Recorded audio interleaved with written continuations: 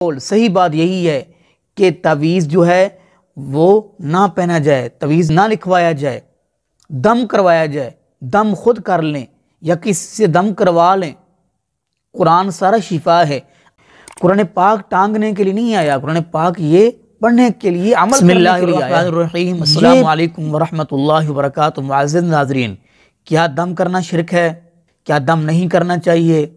سیدنا عوف بن مالک رضی اللہ تعالیٰ عنہ بیان کرتے ہیں، کہتے ہیں کہ میں نے عرض کیا یا رسول اللہ صلی اللہ علیہ وسلم، ہم زمانہ جاہلیت میں، یعنی جب ہم نے اسلام قبول نہیں کیا تھا، اس سے پہلے ہم دم کیا کرتے تھے یا دم کرواتے تھے، تو دم کرنے میں آپ کا کیا حکم ہے؟ تو نبی پاک صلی اللہ علیہ وسلم نے فرمایا، تم دم میں جو کچھ پڑھتے ہو وہ مجھے پڑھ کے سناؤ۔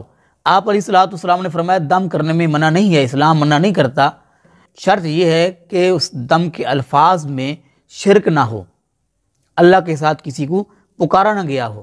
میں ایک تعویذ پڑھ رہا تھا، آپ دیکھ لیں یہ تعویذ، تو تعویذ میں کس کس کو پکارا گیا ہے، کس کس سے مدد لی گئی ہے، کس کس کو جو ہے وہ استعانت کے لیے بلایا گیا ہے، فرعون، قارون، حامان، استغفر اللہ۔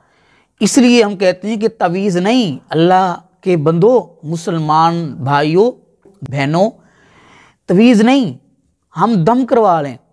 کوئی اللہ کے ولی ہیں، کوئی بزرگ ہیں، کوئی قاری صاحب ہیں، کوئی عالم ہیں، کوئی مولوی صاحب ہیں، آپ ان سے دم کروا سکتے ہیں، وہ دم میں قرآن پاک پڑھ کے آپ کو دم کریں، اور مسنون جو دعائیں ہیں وہ پڑھ کے دم کریں، تو آپ دم کیا کریں، دم کروا لیا کریں، اور تعویذ سے بچا کریں۔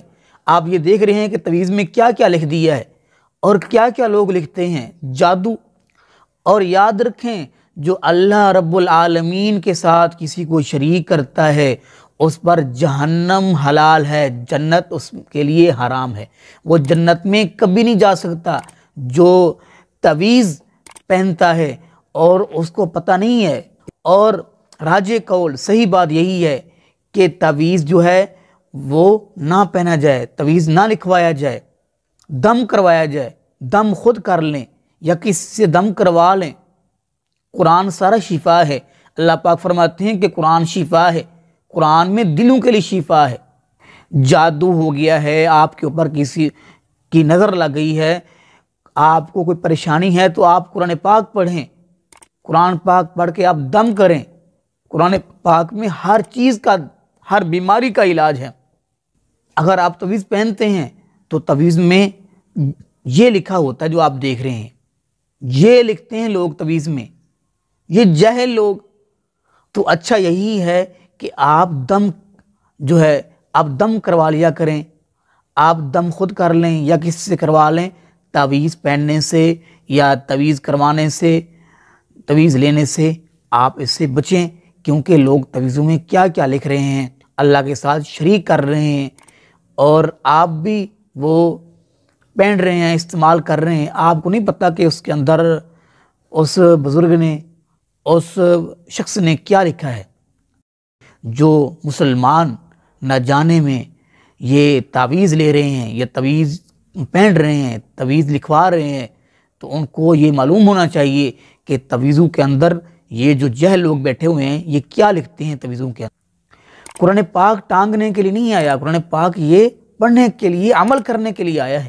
یہ کہیں نہیں ثابت کہ کسی صحابی نے یا اللہ کے حبیب علیہ السلام نے کسی کو وہ لکھوا کے یا لکھ کے دیا ہو کہ یہ لے لو اور اس کو لٹکا لو اپنے گلے میں۔ نہیں، آپ نے دم کیا ہے، صحابہ کرام نے دم کیا ہے لوگوں کو، تو آپ بھی دم کیا کریں، دم کروا لیا کریں۔ اللہ ہم سب کو اپنی توحید پہ ہی موت دے، اللہ رب العالمین ہم سب کو جو ہے ان بدعات خرافات سے بچائے۔ معزز ناظرین، اس پیغام کو آگے ضرور شیئر کریں۔ اللہ پاک سے دعا ہے اللہ رب العالمین ہم سب کو شرک سے بچائے، اللہ رب العالمین ہمارا خاتمہ بالایمان فرمائے، اللہ رب العالمین ہم سب کو اس پر عمل پیرا ہونے کی توفیق نصیب فرمائے، آمین۔ وما علینا الا البلاغ المبین۔